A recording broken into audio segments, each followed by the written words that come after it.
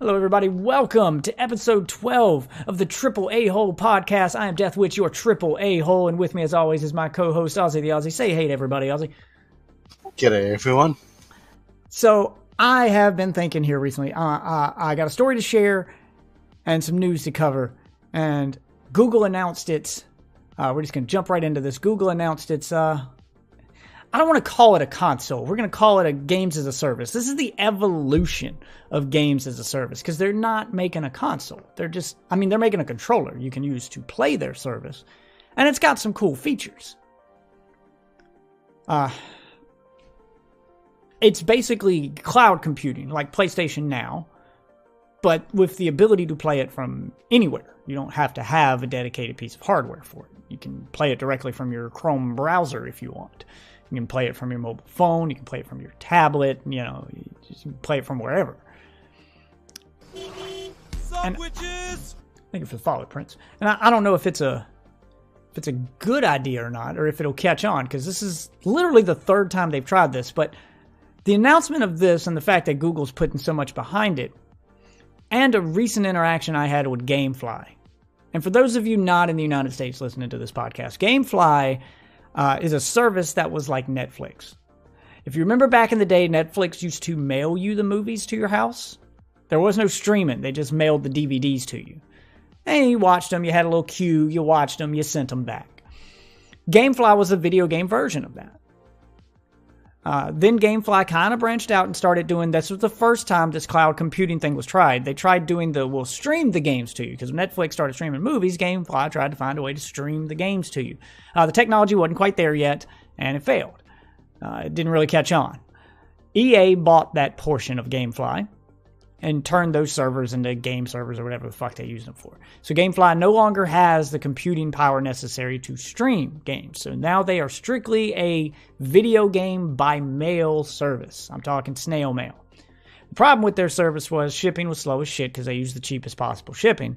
So if you had a month where you wanted to play 2 or 3 games and not just hold on to one game for that entire month of your service plan, you'd spend most of your month waiting for shipping. Anyway, I bring up GameFly because I was bored at work, scrolling through Instagram, and I run into an ad for GameFly. And I make a comment because this ad has a picture. This ad has a picture of Dead or Alive 6 for PS4 on a table next to some change. And the caption for the ad read, "You could rent this game for 77 cents a day." The reason I commented on the ad was because I don't know who did that ad, but the amount of change on the table next to the picture of the game only added up to 54 cents. It wasn't even the same amount they were claiming you would have to pay per day to play it. I'll see if I can find an image of the ad for those of you watching on YouTube, but I just described it for those of you who were listening. So anyway, so I left that comment and something rare happened on Instagram that usually, or just any advertising platform. I comment on a lot of ads and stuff when I get bored. I very rarely ever hear from the company themselves. But GameFly themselves responded to me in that ad. And I don't know who's running. My wife's got my phone, so I can't look up the conversation like I was going to look up on it. But basically, the guy's basically trolling me. Whoever's running this GameFly account is basically trolling. And it wasn't just me. I'm scrolling through these comments on this ad, and he's attacking everybody in the comments. So I get into a small debate with him over, whether or not their service is viable. I tell the guy jokingly, I was like, I want to keep your resume up to date. Just in case. Just in case you guys are going to be out of business here pretty soon. Oh yeah, here we go. Somebody actually oh wow. Somebody actually this is a different version of the same ad. Hold on, let me pull up this image or something else pointed the same thing out. Okay, hold on a second. I'm sorry, I should have did this before I started this podcast. It has been a long day for me. All right, there we go. GameFly ad. Pulling that up. But it's basically just a... basically just a picture of a game with 54 cents next to it. Somebody else published it, took a picture of it, and put it up there. There it is. 2 quarters, 4 pennies, 54 cents total. And underneath that, it said you could rent this game for 77 cents a day. I don't know who's running that company, but they're just making mistakes left and right. But that got me thinking about the future. Getting back on topic. That got me thinking about the future of video game rentals. And when was the last time, Ozzy, you rented a video game? Oh, that would have to have been late 90s from Blockbuster Video down at the local, down near the local super shopping center. All right, so you go back even further than I do, because I did GameFly for a while. I'd say the last time I rented a game was, I don't know, 5 or 6 years ago. It wasn't quite that long ago for me. 2010. It was during the PS3 era, and I didn't go through GameFly. I would occasionally rent. Street Fighter V. It was during PS4 because I remember streaming this one. I went down to Redbox and I rented Street Fighter V for $1. Last time I can remember seeing rentals. I didn't actually rent, but I had actually seen would have been late 2000s, just before what we call Video Easy, basically Blockbuster Video for you guys. We also had Blockbuster over here, but we had a competitor for them over here as well. And they did video game rentals for the Wii. And yeah, that was the last I basically remember seeing video game rentals. Yeah, so all the big box stores here in America, we had competition for Blockbuster 2. It was called Hollywood Video, which I actually used to work at, and I was working there when it went under way back in the day. But all the big box stores for rentals have just gone. They've vanished. They've gone under. We do still have rentals here in America in the form of vending machines, though. And anybody who lives in America is well aware of what a Redbox is. And for those of you who don't live in America who are listening to the podcast, it's basically a vending machine that you rent stuff from. You have a credit card, you swipe your credit card, you pick from what's available in the machine, and you rent it for $1 a day kind of thing. And you keep it as long as you want. They just keep charging you $1 a day. And if you keep it for too long, they just charge you the price of the item and let you just have it. But those still exist, and I rented Street Fighter V from one of those. I was so glad I rented that game. The first time I'd rented a game in a really long time. I was coming out of Walmart, and I saw the red box, and out of curiosity, I always go through it, just see what's in it. And I was like, oh, cool, Street Fighter V. I'll try it out. Rented it from my PS4. Got it home. And of course, this was launch day for Street Fighter V. That's why I was so shocked to even see it in the red box on launch day. That's rare. So I jumped at the opportunity. I get it home, I fire it up, I start streaming it, and half the fucking main menu for the game says coming soon. And I think to myself, I am so fucking glad I rented this game. See, this is where rentals save gamers right now. Because I was so fucking glad I rented that game. Because had I paid $60 for Street Fighter V on launch day and brought that home and that was my welcome experience to the game, I'd have been fucking furious. But I only lost $1. I took it back that same night. I played it for that one session. I said, this fucking blows. I got half a fucking game here. This game ain't even finished yet, and I took it back.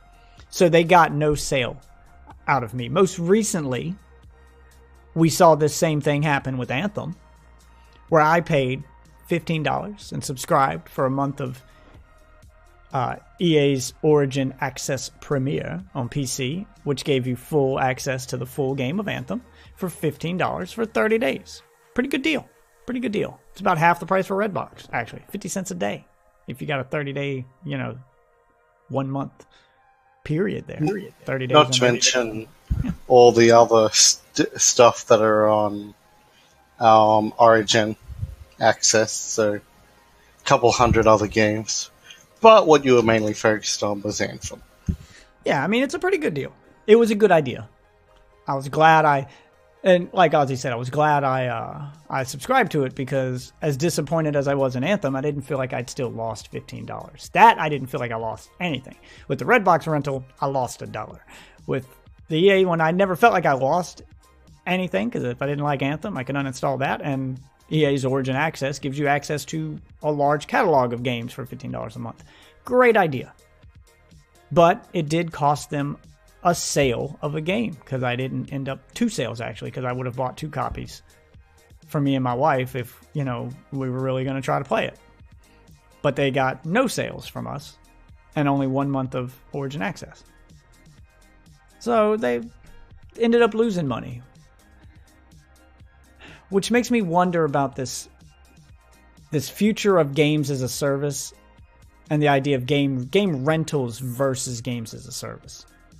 So games as a service wants you to keep playing the same game. They want you to pay $60 a month or $60 to buy a game. And then they want you to keep paying to play that game after your initial purchase.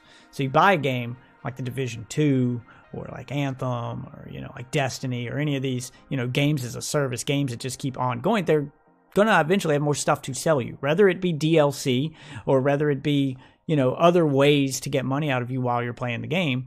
The idea is you log into this one game every day, you play this one game, you keep giving us money. I think that's doomed to fail compared to the other one, which brings us to what Google's doing. So Google's doing basically the rental thing, the kind of what EA Origin Access Premier was, which was paying a monthly fee and getting access to all these games. Access to the wide catalog. Yeah, and the Google one looks really promising, because one of the things they demoed, which showed that they'd have access to AAA, big release games on day one, was they showed a guy watching a trailer on YouTube for Assassin's Creed something. I don't know. I don't play the Assassin's Creed game, but he's watching a trailer for this game. I think it was Odyssey, yeah. Yeah, he was watching a trailer for the game, and at the end of the trailer, a play button come up where he could instantly play the game and try it out. So he watched a trailer, and if he was subscribed to their service, he could instantly just jump into playing the game if he liked what he saw. And then he clicked play, and it launched right there in his Chromebook. Right there on his phone, right on his tablet, right on whatever he's playing. It just, boom, drops you right into the game. And you go from watching a trailer of a game to instantly playing the game. That's fucking brilliant.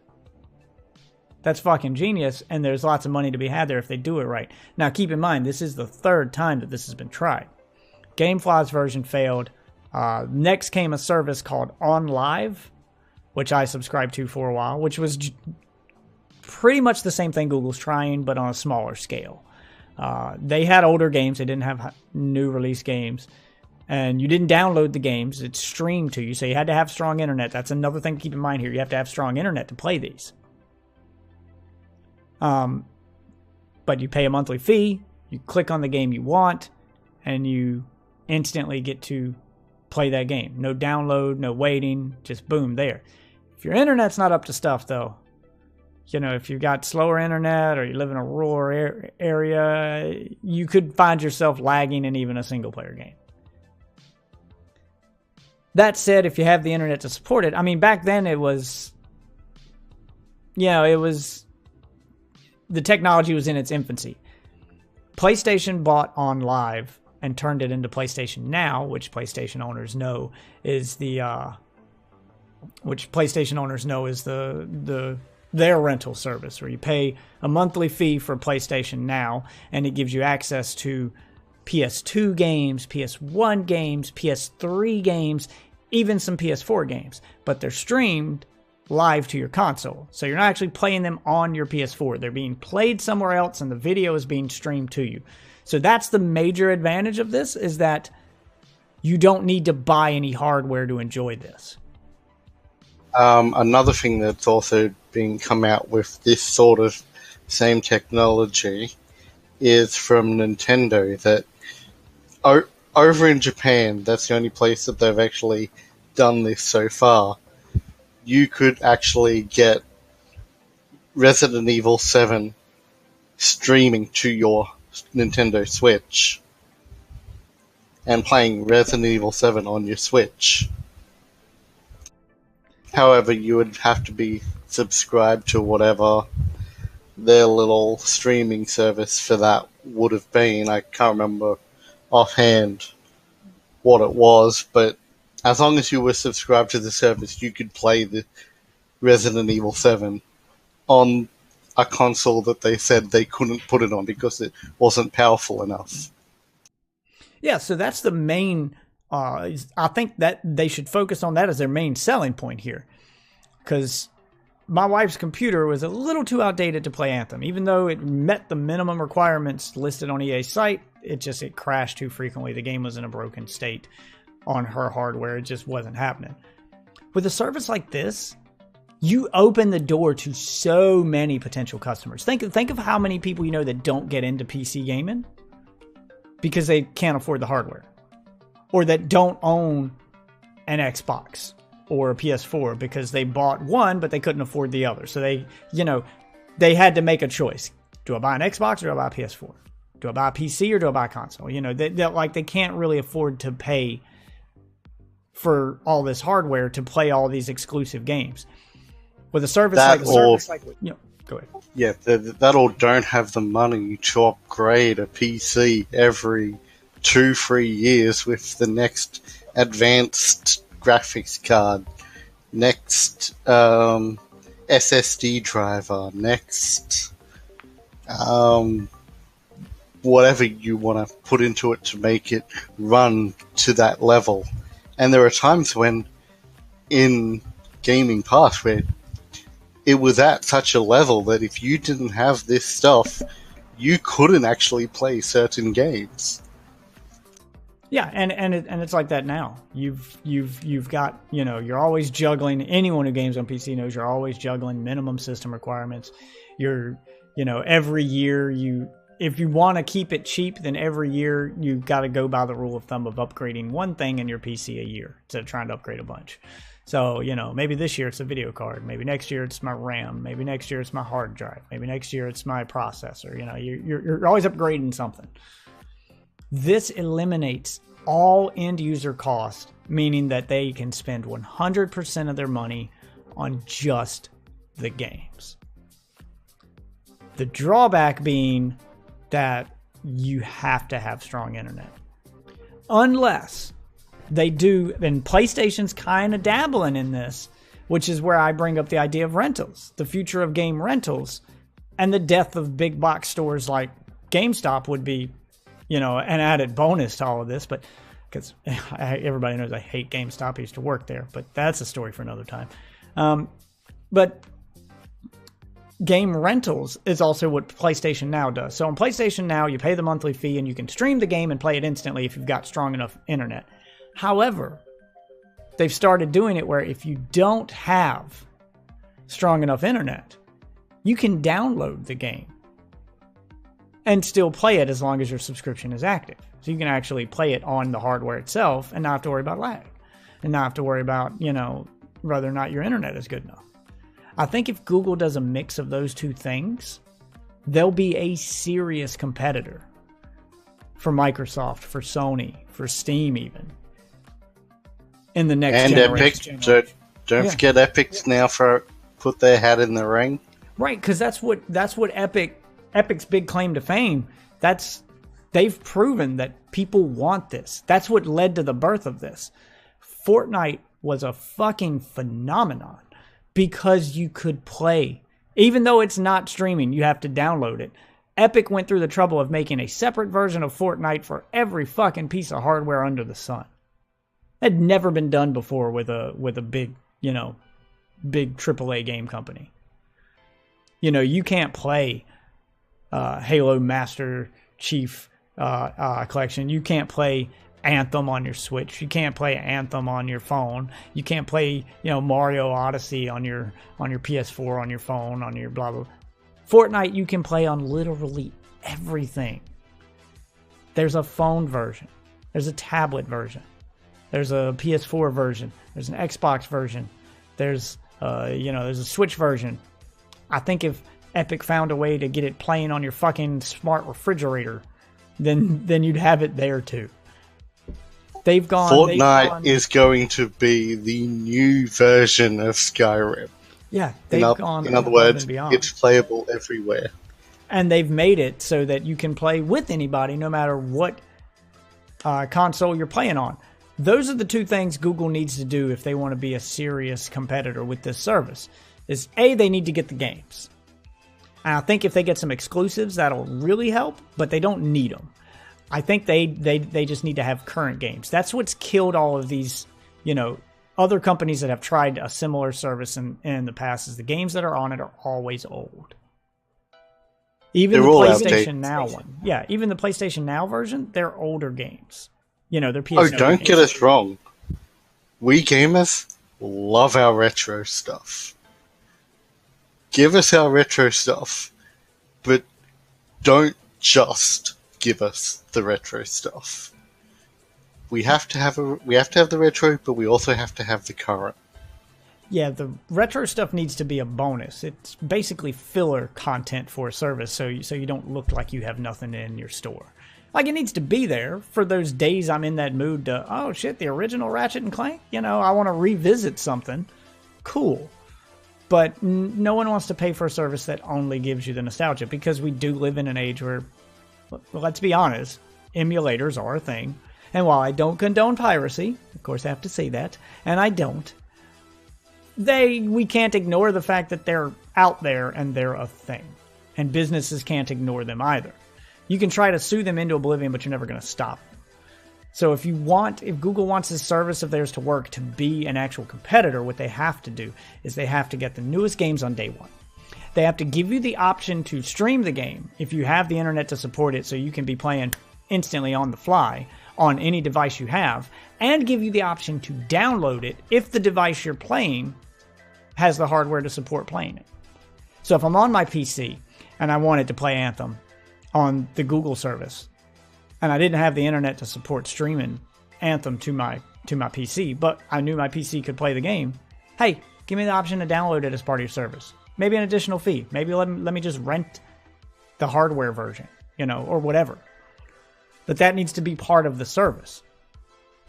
They also need to do what Epic's done, and they need to make it so that if you've chosen to go the Google option, and you've chosen to play this live stream version of the game to your hardware, maybe you've got a computer that can't run Anthem, but you're streaming it through Google service, you need to be able to play with your friends who aren't on the Google version. That's what made Fortnite the hit it was, is that you could download it on anything and play with your friends who were on their PC, or play with your friends who were on their PS4. Everybody could play with everybody.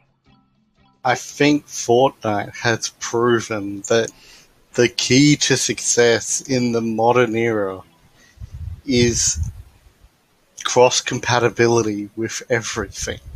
The more you can connect with other people, the more successful your game is going to be. Yeah, people want their games, and they want to be able... People are shying away from hardware now. They kind of flirted with this idea at the beginning of this generation of consoles when they announced they were going to make a diskless Xbox that required an internet connection to play. Now, at the beginning of this console generation, people weren't ready for that, so they backpedaled on it. But now, I think we're closer now to people being ready for that, because we just want to play the games. And digital sales far surpass physical media sales now, where they didn't then. Most people are buying their games in a digital form, even on consoles. I'm myself am one of those people. I can't remember the last time I actually put a disc inside my PlayStation. I can't remember. I download everything digitally on my PS4. I've got a 2 terabyte external hard drive attached to it. It's just, I've just got this massive library of games on my PS4 that's a button click away. I don't have to try to keep track of all the disc or worry about them getting scratched or, have to get up every time I want to change games. It's just more convenient. And that's what people want. They want that convenience. And another thing that Google showed with this and the fact that it can be played on any hardware, which gave it a leg up on even Epic and Fortnite, was that they started playing Assassin's Creed Odyssey on that laptop after they watched the trailer and they clicked the play button. They were playing it on the laptop. The guy paused the game and said, you know what? My laptop's about to die, but I don't want to lose my game. I don't want to stop playing. So he pauses the game, picks up a phone, pairs it with the Google brand controller, the Google Bluetooth controller, paired it to his phone, and was able to pick up the game right where it was on his laptop, pick up right where he left off on his phone and keep playing. Boom. So you've got the portability of the Switch right there without having to carry any extra hardware. Everyone leaves the house with their phone every day. I don't leave the house with my Switch every day. I love my Switch, but I don't always take it with me. I always take my phone with me. Your phone is basically like your lifeline to the world at this stage. Yeah, at this point, it's an extension of yourself. And if they get this right, this could vastly change the mobile gaming market too. It could be what's needed to clean it up, because people aren't gonna, when people have the option to play real games on their phone instead of having to go, because a lot of people play games on their phone because they're just bored. You're bored in a waiting room at a doctor's office. You're bored in line somewhere. Or, you're bored between classes. You're bored somewhere. People use it to pass the time. I do it at work. I'm bored. It's a slow day. So just a question. When was the last time you had someone describing a game to you and it sounded really great, totally up your alley, perfect, and then they said it was a mobile game and you instantly groaned? Yeah, that's happened very recently. Because I've done that. I have groaned when someone. And we're not talking metaphoric groan here. You actually groan. I mean, everybody knows the most current version of that, which is Blizzard famously just spent 20 minutes or so describing the next Diablo game, Diablo Immortal, and showing you stuff from it and showing you the cutscenes and telling you about the lore and telling you about the gameplay and how it's the next iteration of Diablo. And then at the end of their presentation said, only on mobile. And the crowd lost it in a bad way. It's been memed to hell at this point. No one likes that. Mobile games are a fucking shit show.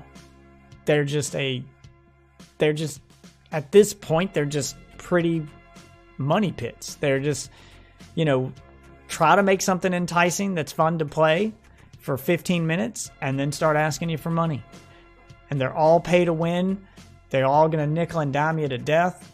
And it's either keep pulling that wallet out to keep going or don't play. This could redeem mobile gaming for a lot of people the way Fortnite has. Because right now it's Fortnite and PUBG Mobile, and that's it. There are no big AAA games on mobile. But if you could pull your phone out and you could play Anthem, you could play Warframe, you could play Destiny 2. There is one big AAA game on phone, which is Fortnite. Yeah, well, I mean, PUBG has a mobile version, but it's not the same game. You're right. Yeah. So, just imagine being able to pull out your phone, which is going to be another thing. Google needs to find ways to optimize these games so that they can be played at slower internet speeds. If that means whatever computer they've got running the game, they're going to stream it to you. If that means that computer is running the game at minimal settings, 720p, lowest resolution, lowest graphic settings, and then streaming it to you so you can play it on a mobile network. You don't need Wi-Fi, so you can play it over 4G. That would be a game changer. Yeah, it's not going to look as pretty, but do you really need 1080p or 4K resolution on a 5-inch screen? You're not going to be able to tell the difference. I can tell you right now, I can't. When I watch a YouTube video in 1080p and I switch it to 720p on my mobile phone, I barely notice any difference. The screen's just too small. it doesn't hold enough pixels for you to really tell a difference, honestly.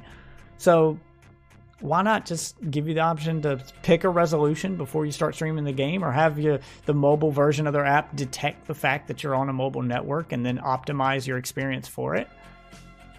And imagine being, you know, stuck on a bus, taking your commute to work, your hour-long commute to work or somewhere. Touchscreen controls are great, but if their controller's small enough to just fit in a bag or fit in your pocket, just carry it with you. And then, boom, pull out your phone in the waiting room or on that bus, and instead of going to the Google Play Store or the Apple App Store and looking for a new mobile game to grind your teeth at until you hit the paywall to just boredomly pass the time, you could instantly play Anthem. You could instantly play Destiny 2. You could instantly play Warframe, or, you know, The Division, or whatever's up your alley. Fortnite, the real PUBG, Overwatch, you know, whatever game you're playing. Just have them all at your fingertips, on your phone, with a controller. Like that. And yes, they're streamed, so you may get some pixelated moments. You may even get some lag every now and then, but I think it's a decent trade-off, especially if you don't have to buy any new hardware to access any of this stuff. You just pay a monthly subscription fee, or maybe you rent the games individually. I don't know. They haven't announced their prices yet, which brings me to another question. Would you rather pay a monthly fee? Even if that monthly fee is kind of expensive? You know, $20? Or would you rather it be rent the game for a month and then you just pick the games that you're going to rent? Because if it were me, I can tell you I would rather have rentals. Because even if it were $15, $20 a month for the subscription, I'm the type of guy who's, I might only play one game that month. And if I could pay $5 to rent that game for a month, that would save me money. Yeah. It would have to determine on what's in the catalog, what you have available to you, what the price is, and what you as a player are going to actually play. Both in best case scenario, both options should be available. Yeah. To either rent the entire catalog for the month or for the year, or however they want to price it, or just go okay, I want that game, I want that game, I want that game, and rent them individually for a reduced cost. Yeah, I mean, that's the ideal way to handle it, because they need to make enough money. Now, if we're going through all the pros of this, if this works and this takes off, there's a lot of pros to this, and they need to give the download option. I don't think it's going to survive. I don't think the internet is there yet for the majority of people to handle it. Because, yeah, if you live in a big city like I do, you've got good internet. You know, you live in New York, you live in San Francisco, LA, or a city that's got gigabit, then yeah, that's not going to be a problem for you. You can just stream the games, you'll probably be fine. But if you live like, you know, where my parents live, or, you know, I've got friends who just that live out in a rural area, their internet isn't fast enough for them to stream these games. There needs to be a download option for those people if you want to get that mass market appeal. But if this is successful, and it's not just mass for the people out there, also people in the city, for whenever some jackass crashes into a pole and takes out everyone's internet connection for the next 3-4 hours. Yeah, I mean, you got to have that option. If this is successful, though, just so you guys know why I'm supporting this and why you should be too, you need to understand what this means for the landscape of gaming. If it's successful, and if it's successful, then that means that games come out now don't cost $60 anymore. And games have to come out in a finished state, because otherwise they're going to lose money. These companies are now going to make their money off of either these low-scale rentals where you're paying per download and you get access to the game for X number of days for a small fee, or you pay a monthly fee to keep playing that game. And they're going to lose subscribers. Well, if let's people just are put it. subscribing to games that, you know, are coming out like Anthem, like Street Fighter V did. These games that are coming out like Fallout 76 in a unfinished state. Well, let's just put this in as near a capacity as we can. Just the next nearest thing, which would be video streaming with things like Netflix. The latest, greatest thing that has been out on Netflix that I've heard of is The Umbrella Academy. Just imagine if that released in the state Anthem is. Completely and utterly broken. Story didn't make sense. You had bad acting. All of this things combinating to basically ruin the experience. People would be in an uproar. Yeah, but they promised to make it better, Ozzy. They promised. Okay, episode 1 wasn't that great, but episode 2 will be better. We promise. Just keep watching. It'll get better. Just keep watching. We'll do reshoots. Don't worry. It'll be fine. Yeah, we'll update it. We'll Justice League this. We'll CGI some mustaches off. We'll Justice League this. It'll be fine. Yeah, people would be in an uproar. You wouldn't accept that in any other industry, and we shouldn't accept it in gaming. And this could go one of two ways. It could effectively kill it, because it would mean that they can't trick you into paying for pre-orders. They can't trick you into spending $60 because you're riding a hype train and you saw a trailer. They can't take all your money on day one. They have to have a quality product or you're not going to keep playing it, because their money's going to come from engagement at that point. Because when you think about it, you're going to pay we'll call it $20 a month. I'll lean towards the higher end of things. So, because Google's got to share some of that money with those publishers. So you're paying your $20 a month. Even if Anthem sucked, you're still going to pay $20 a month for the service. You're just not going to play Anthem anymore. You're going to play something else. If Anthem's part of that service, and Fallout 76 is part of that service, and Destiny and Warframe, and all these games are part of that service, you gave Anthem a try, you didn't like it, you didn't unsubscribe from the service because of Anthem. So EA still got a piece of that pie, even though you're not playing that game. However, the majority of the publisher's money is going to come from engagement at that point, because they know that you're paying $20 a month for access to all of these games. They want you to choose their game, which means it needs to be better quality than the other stuff that's offered to you, than the other stuff that's on your plate. Right now, I think people force themselves to play games like Anthem. I think people force themselves to play games like Fallout 76 because they need to justify the money they spent on it. Because you don't want to pay $60 for a game and go, crap, it sucks, and never pick it up again. You want to justify, just naturally speaking, anyone who spends a large sum of money wants to justify the amount of money they've spent. So what do you do? You keep playing. And people want to be part of the conversation. They want to be in the in crowd. So they want to pick up the game.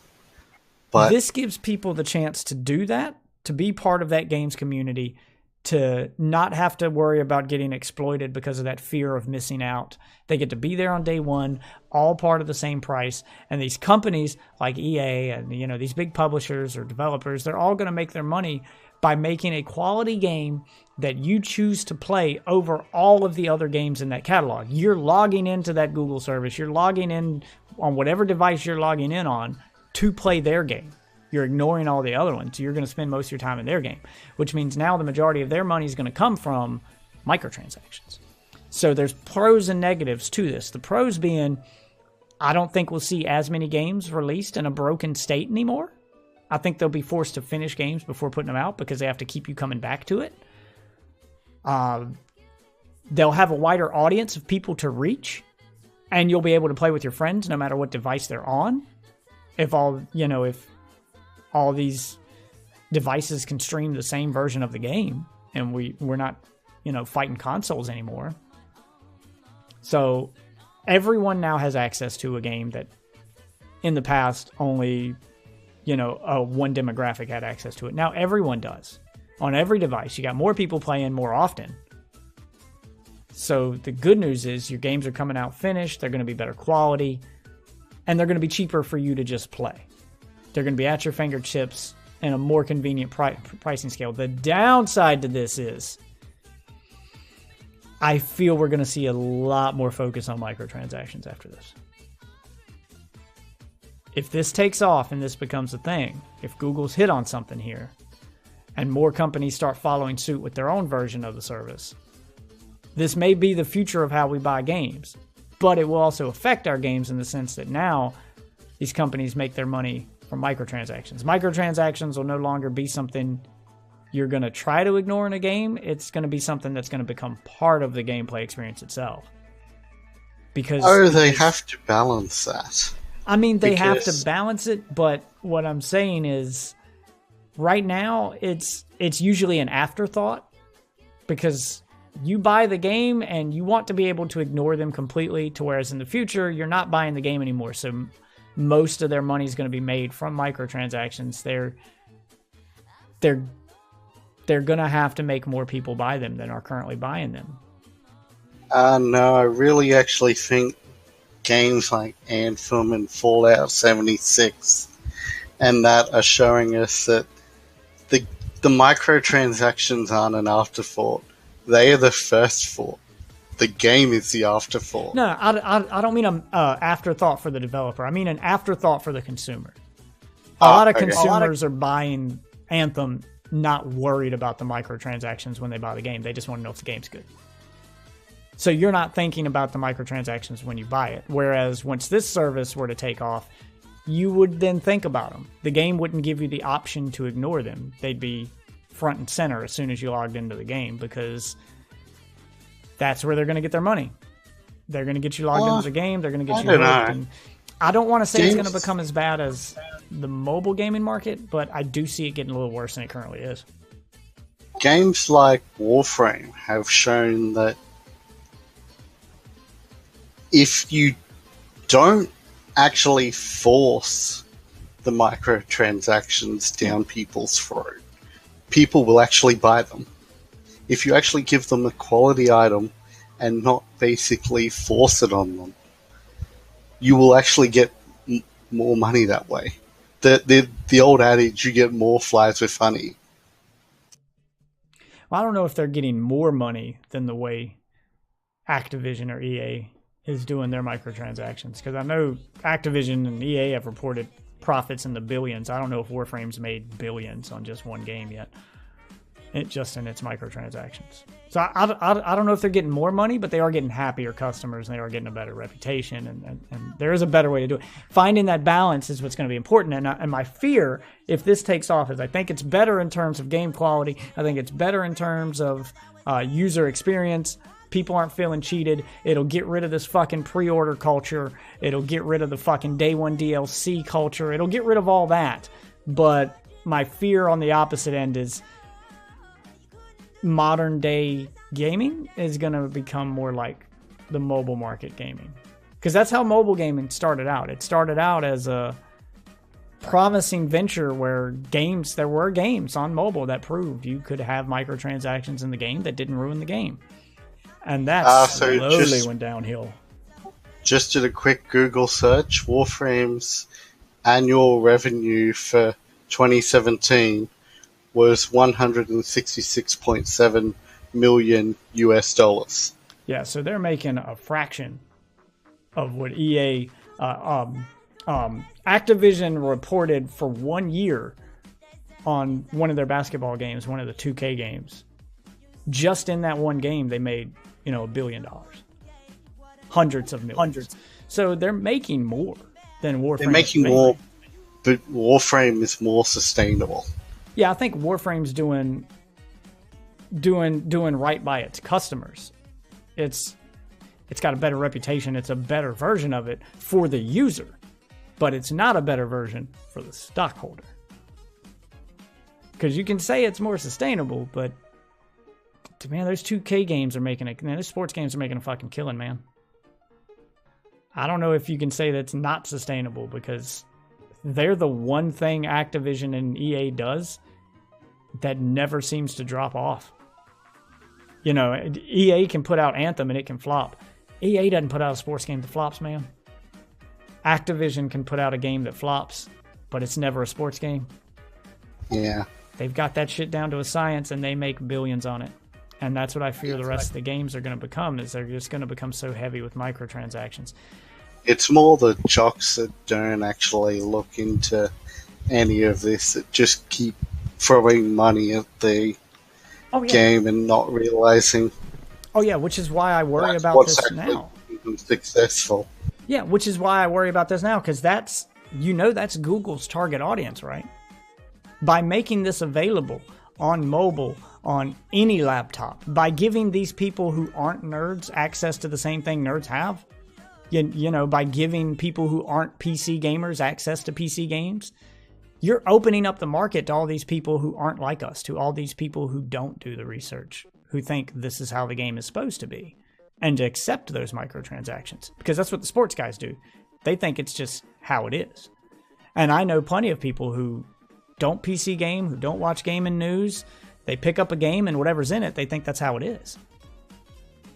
And those people mostly play on consoles, where this isn't as big a problem on consoles. But once this service became available and they could play, you know, they could play Anthem 2 or the Division 2 or the next big game on their shitty laptop. They could play it on their phone. You've got all these new eyes, all these new potential customers on here that you could nickel and dime to death with microtransactions, who don't keep up with the headlines, who don't watch gaming news, so they won't know about the bad reputation. They'll pull out their wallet before they pull out their phone to do a Google search, before they pull out their phone to read an article. They'll have already pulled out their wallet. So that's my worry there, is that more people that contribute to the problem will make the problem worse. It's got its ups and it's got its downs. I think for this... But to counter that, in the optimist way of thinking, that more and more people are becoming knowledgeable within the gaming industry as the years progress, as the next generation comes up. We've got more, because back in our generation, gaming wasn't a thing, that you were looked at as a nerd and basically rejected by society for being a gamer. The next current generation that's coming up after us, and the generation after that, gaming is becoming more and more socially acceptable and not something to be quote unquote ashamed of. Yeah, everyone does. So the more it becomes part of society, the more guys like us are going to be mainstream. So these tactics that they're using now will not fly in the next decade, 2 decades down the line. Hopefully, anyway. Yeah, I mean, I'm excited for the Google service, and I'm about to take y'all's comments here in chat. We're wrapping this thing up. I'm excited for the Google service because I know this has been done before. I've mentioned that. This is like the 4th time this has been tried. But if any company has the ability to make this mainstream, it's Google. This is the biggest way it's been done. I know there's other companies that have tried it in the past. I know there's other companies currently offering this service. PlayStation Now does this. You know, there's other services that also do this now. But Google owns YouTube. Google owns, you know, a large portion of the phone market with Android. They've got access to more hands and more gamers than just the PlayStation crowd, than just the crowd that subscribed to insert service here. If they made this part of like a bundle deal, like Amazon does, because when you subscribe to Amazon Prime, you get Twitch Prime, you get Prime Video, you get Prime Music, you get all those extra services on top of the, you know, better shipping for when you shop around Amazon. If Google did the same thing for its services, if subscribing to Google Play Music also gave you access to ad-free YouTube and gave you access to this gaming service, all for one monthly fee. Well, there's going to be a ton of people who are subscribed to the service just as a byproduct of being subscribed to something they're already subscribed to in Google's library. I subscribe to Google Music so I can listen to it in my Jeep. So my kids can talk to their, to our Google Home and get, whatever song they want. Because you got to be subscribed to listen to it. Yeah, I subscribe to that. And when they added YouTube music to it, and then they added an ad-free YouTube experience, so I don't have to watch ads on my phone now. If they put this and lump this in with that, they've already got my money.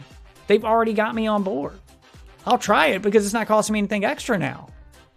And that's why these developers and these publishers are going to try to make their money from microtransactions, because now they've got all these new eyes on their game.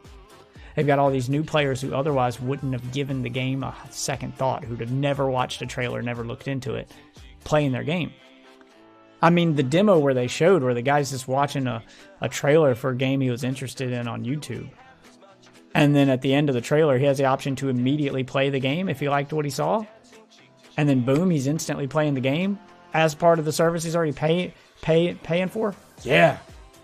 Yeah, that's going to bring in some users. YouTube, the biggest user-created, the biggest fucking video platform on the internet. Yeah. Because they already do that with movies, too. Google does offer movie rentals and stuff, too. Did you guys know if you watch a trailer on YouTube at the end, that little side card lets you just rent the movie if it's available for rent?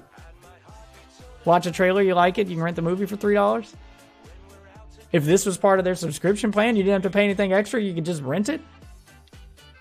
This opens the door to so many more users for all these publishers, for all these developers, for all these game companies. And I'm excited to see where it goes. But I think a mix of download and streaming, of rental and subscription. I think there needs to be options for people, because not everybody's going to want the subscription option.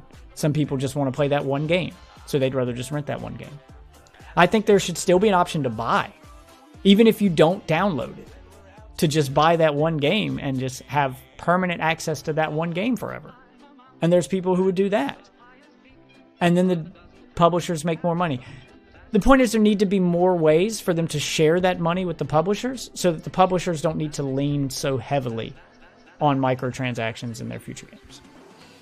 Because I think the hardest obstacle for them to overcome, the hardest part for them to deal with, is going to be finding that balance that's fair to the player, but profitable for everyone else involved. That's going to be the hard part to nail. Google would likely shut down Shadow before. Okay. Gonna cut to the comments now.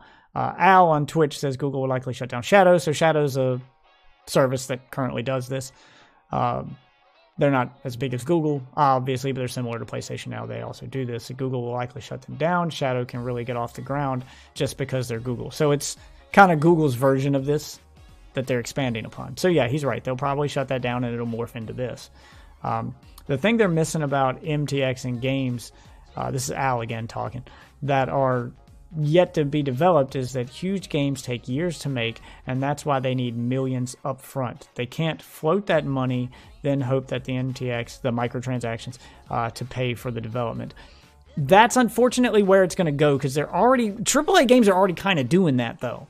They're already kind of, yeah, it takes millions to develop and years to make, but you're forgetting about the fact that games like Anthem and Fallout 76 and Street Fighter V are launching before they're finished. So they haven't already sunk millions into those games. They're still developing them as you play them. They're just getting them out the door, building a hype train, and getting them in a working state and out to you as quickly as possible. And then they want to get you engaged and get you playing with the promise of it getting better over time, and you get to be part of that, how it becomes better, by joining the community and giving feedback. Street Fighter V infamously released with half of its main menu of the game just said coming soon, including the fucking story mode. Yeah, that was... And people stuck around. The hardcore fighting game fans stuck it out. And they left feedback, and they got what they wanted. They got their story mode. They got their characters that they wanted put in the game. They feel like they were a part of the game becoming what it is, instead of waiting for it to be given to them. So some people want to take part in that. A lot of people don't. A lot of people want their game, like me. I want my game to be finished when I pay you $60 for it. But I think if I'm not paying $60 for it, if it's part of a subscription fee that I'm just getting as part of that anyway, then I'm less harsh on that. And I think a lot of other gamers will be too. So I think you're going to see more of that. I think you're going to see more of them trying to change the game as it goes. I don't think that the games will be released in an as broken of a state, because as I said, they have to get you going back to it, because now they don't have $60 up front. So you're not invested in the game before you play it. You're just trying it. When you pay $60 for a game, you're invested in it, and if it's broken, you're still going to want to go back to it because you want to check on your investment, and you're not invested in it if you didn't pay anything for it. So I think games will be higher quality, but they'll still be works in progress. Yeah, from what I was just thinking, from what I can remember, the reason Street Fighter V released in the broken state that it basically was, or not so much broken, but severely unfinished state, was that they wanted to get it out for Evo that year. Yeah. Yeah. And it's the same thing with all of these games that come out in a broken state. It's because they want them out by a certain time. It has nothing to do with the quality of the game. It has nothing to do with the fans or the player base or giving you a product that you deserve. It comes out with hitting a time frame and a window of release that's going to make them the most money possible. Street Fighter V coming out in time for Evo obviously made it the most money possible. You know, Anthem, Battlefront 2. Yeah. Battlefront 2 coming out in time for the release of a Star Wars movie. Battlefront 1 did the same thing. It was infamous for coming out in a broken state because they rushed to get it out in time for Episode 7. They did the same thing again with Battlefront 2. So I think you'll see less of that because you're not making any money by releasing it at a certain time if it's part of a subscription service.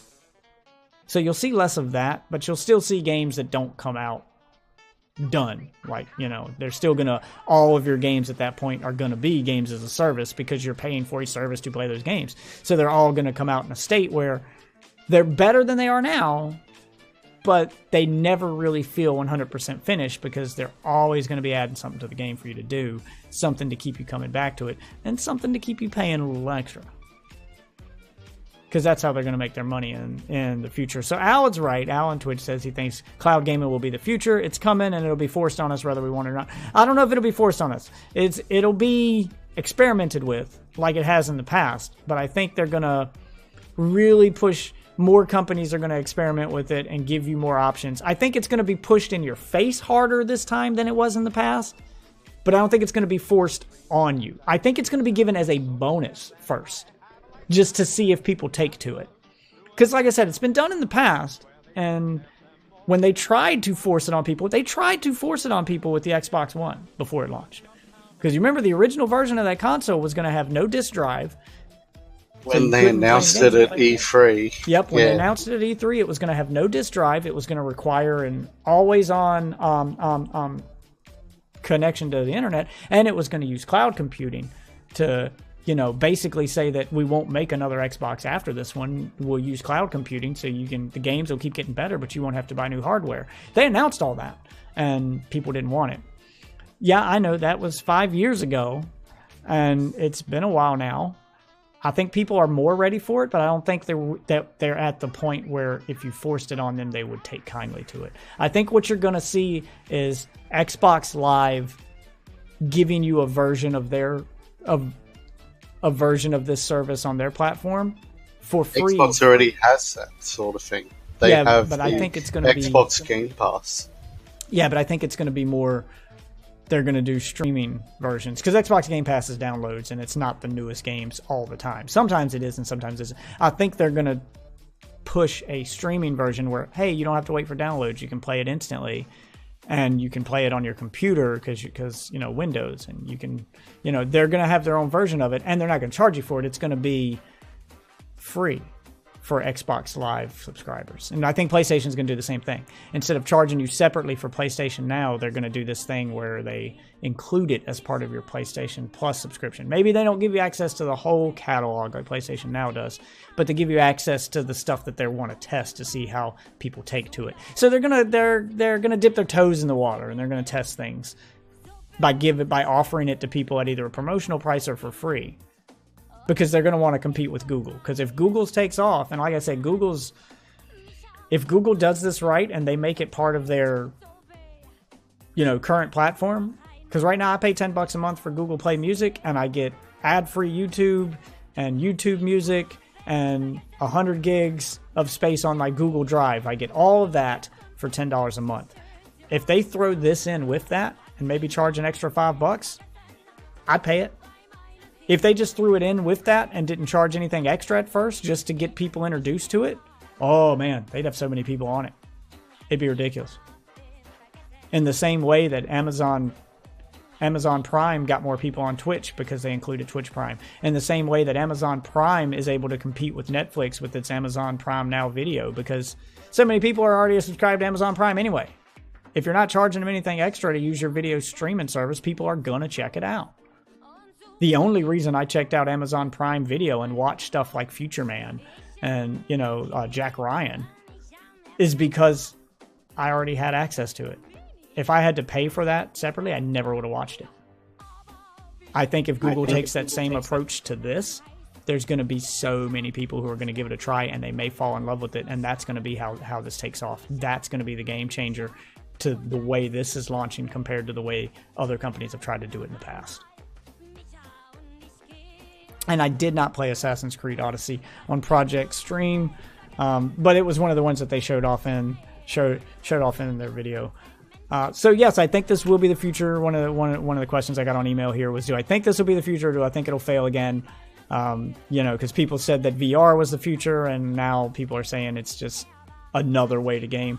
I don't think it'll VR be hasn't failed. Yeah, VR hasn't failed. Just like I don't think this will be the future of gaming, but I think this will take a large chunk of the market. In the same way that VR hasn't failed, but it hasn't become the future of gaming. It has its own chunk of the market, and it's a profitable chunk. I still play my VR daily. I don't stream it anymore because it's a hassle to stream and not a lot of people watch it, but I do stream it. I do play it daily. And there's a lot of games on VR that I feel only work in VR. The other thing, basically, with VR is that we're not at the consumer level yet. You're close. We're close. We are close. We are close. But we are not at the mainstream consumer yet. You're not having a VR headset in every household. Once we get a VR headset in every household, and it's affordable, and it's the next PC, it's the next flat screen TV, then the VR will take off and become the next big thing. I think we're almost there now. The problem with it is VR is a tough sell because videos do not do it justice. You have to play it to understand what it is and to decide if it's for you or not. You can watch all the videos you want of how cool the games are, but until I walked into a Microsoft store in the mall and played a headset that they had on display, I didn't know what I was missing kind of deal. I'd watch videos, and it was one of those, I might pick it up eventually things, and I never gave it a second thought until it was there, and I was like, you know what, I'll try it. And experiencing it is different than watching it, and I think we are almost at the consumer level. I just bought a second headset not too long ago, before, the government took all my money. That's a topic for a different podcast, but I bought a second VR headset for the wife to play. I didn't buy another Vive. The Vive is expensive. The Oculus Rift is expensive, but the PlayStation VR, you can get that for $200 right now. That's cheaper than a Switch. I think probably about as cheap as it's going to get, man. Just because the hardware is expensive. That's about as cheap as it's going to get. And I wasn't expecting much from it when I bought it because of how cheap it was, but it's pretty damn close to the Vive. The only thing that it lacks in compared to the Vive, it plays all the same games. Like you get Borderlands 2, you get Doom VFR, you get Skyrim, like all these big games. It's not like mobile VR where you're strapping a fucking cell phone to your face. No, these are the same games you'd be playing on Vive and Rift. The difference is they're on a smaller scale. You can't walk around the room as much. It's got some limitations when it comes to your movement in the games. The PlayStation VR is meant to be played standing still or sitting down. You're not meant to walk around the room with it like you are with those other ones. But for what it is, it works surprisingly well. So the only main difference, like I played Rec Room a lot on my Vive. I even streamed that one a lot. It's a free-to-play game, so I downloaded it on PlayStation as my first real thing to test, to compare it to my PC. It's the same game, looks the same, plays roughly the same. The difference was how I played it.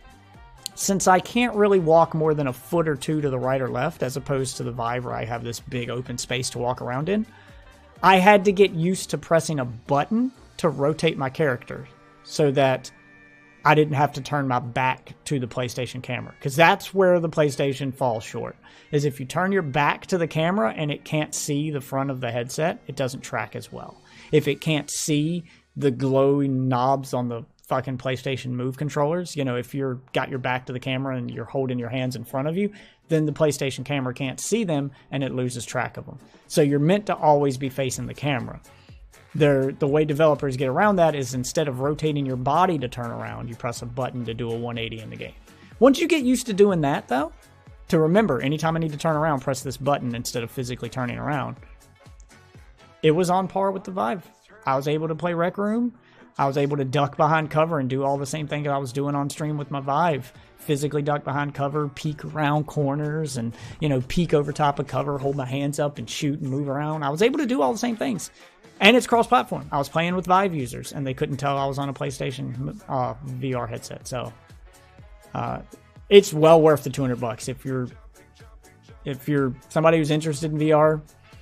Get it on Amazon. They got 30-day return policy. Spend the $200, get it.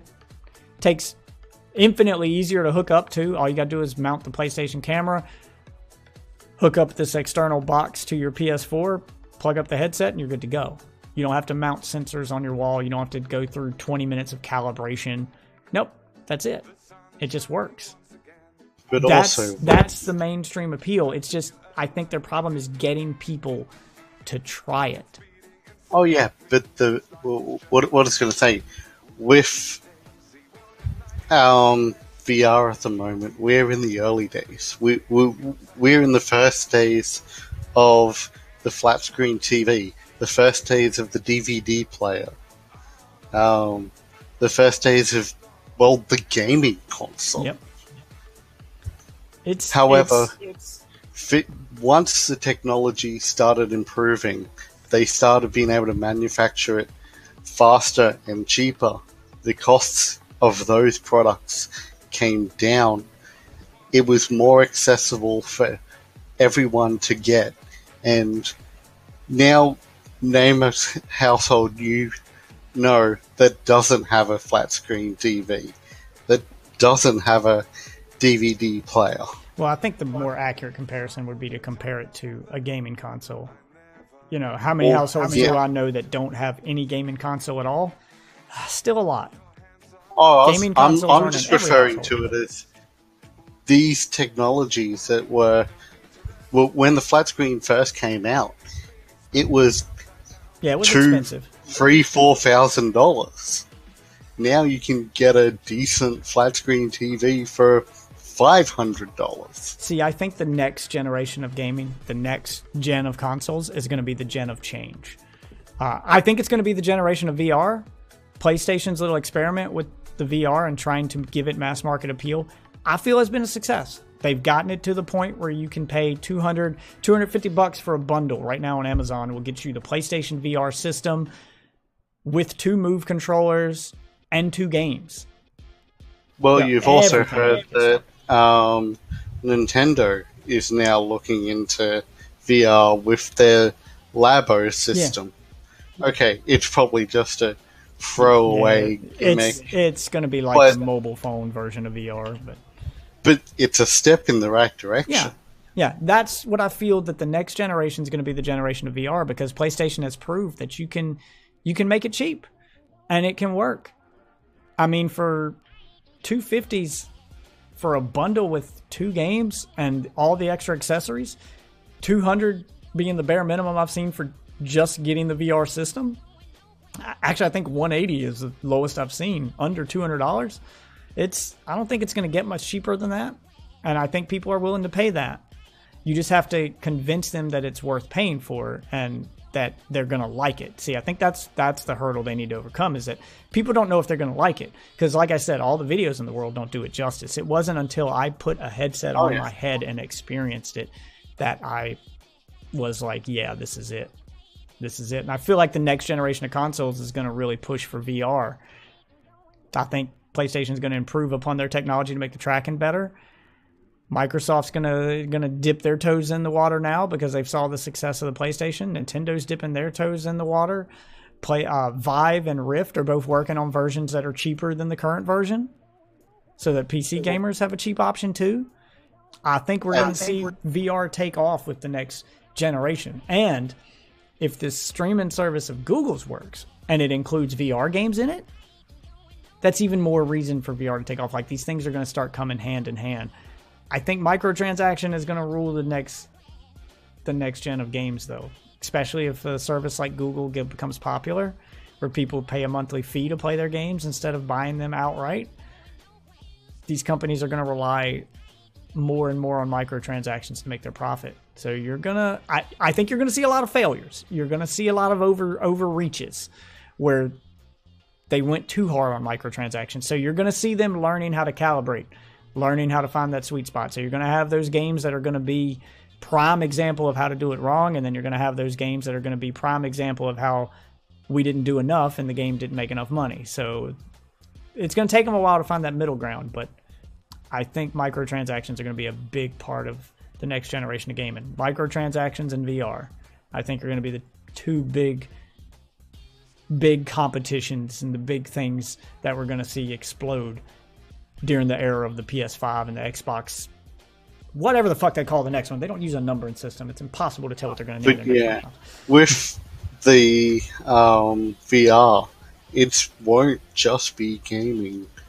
Some of the things that I've heard that they've got planned for VR for the future are things like when, we'll say, Ariana Grande does a concert, they set up a... Get the concert experience.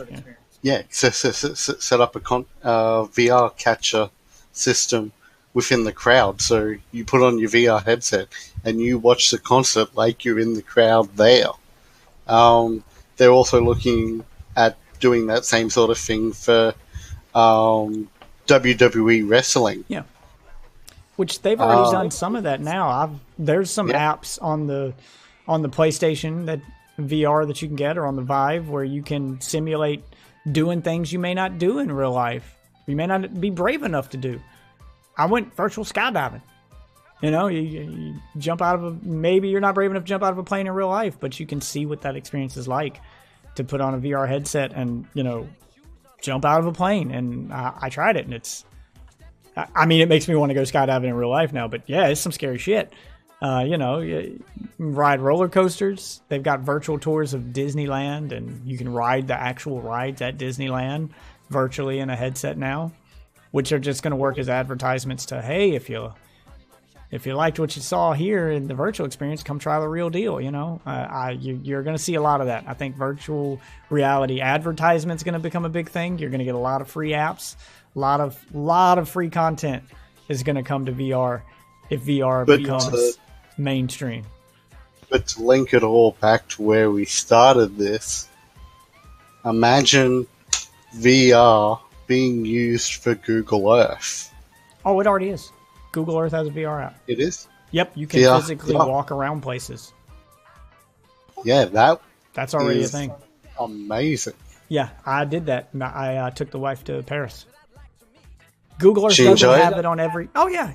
Like, you can go see all the big landmarks. Like, Google Earth on VR doesn't have everything. You can't just go to any random address and walk around. But all your, big landmarks, like the Eiffel Tower, the Great Wall of China, places like that, you can go to them in VR on Google Earth and, physically walk the Great Wall of China if you want, and get a look at get a good sense of scale of how big the wall is. You can walk to the edge of the wall and look down. You can go to the top of the Eiffel Tower and look down. And it's got all these fun little blurbs and facts on there. Like, you can go interact with one of those telescopes at the end where you can look down, and it tells you how high up you would be in real life. It tells you when the Eiffel Tower was built. It's just an interactive educational experience. So they already do that. with a lot of stuff on VR. That's why I feel like VR advertisement's going to be the future of ads if VR takes off. And I think if we lean towards, if cloud gaming takes off, then VR hardware is going to be the thing they try to sell you. Because they don't need to sell you a console if you can play these games with any piece of hardware. If you can play it with a phone or a tablet, there's no need to sell a console anymore. So these companies are going to work on building things to immerse you in the games that you'd have to buy separately, like VR. So PlayStation wouldn't be trying to sell you a new console. They'd be trying to sell you a new headset. You know, I think that's where the competition is going to go. I'm excited for it. I really like VR. I was on the fence about it till I tried it. I'm glad I've held on to my headset. I'm glad I picked up another one. I can't wait to see where it goes. For now, that's where we're going to wrap up this podcast. We're 15 minutes over here. Thanks for stopping by, Al, everybody on Twitch. Those of you who sent out an email, thank you for all that. Send me an email. Put it in the comments if you're watching on YouTube. Send me an email if you're listening on SoundCloud, and be here for part of the conversation. If you want to see it live on Twitch, we do it. Usually every Monday night. I know we're one day late this week. Or you can send me the email and hear your comments read on the next episode. But let me know. Let me know what you think. Is this a service you'd be interested in? Is this the direction you want to see gaming go? Is this how you want to buy your games in the future? And if VR got $50 cheaper, and if VR headsets were sold as a bundle with the next generation of consoles, would you be more inclined to buy that bundle and hit the ground running with VR? Would you embrace it, or what would it take to get you on board there? Just tell me what you'd like to see the future of gaming become. And we'll read those comments and see what you guys had to say next week. For now, we're going to jump into some Destiny. So those of you who are watching on Twitch, stick around. Those of you who are listening on SoundCloud, who are watching on YouTube, thank you for putting me in your ear hole and making me part of your commute. I know this one ran a little long, but don't worry, I'll be right there to keep you company next week, to make your walk a little easier, to make your commute a little easier, to keep you company in the bathroom if that's where you choose to listen to me. Whatever, I'm here for you. I am spiritually here for you. So thanks for watching. Thanks for listening. And we'll see you guys next week. Say bye to everybody, Ozzy. See you guys.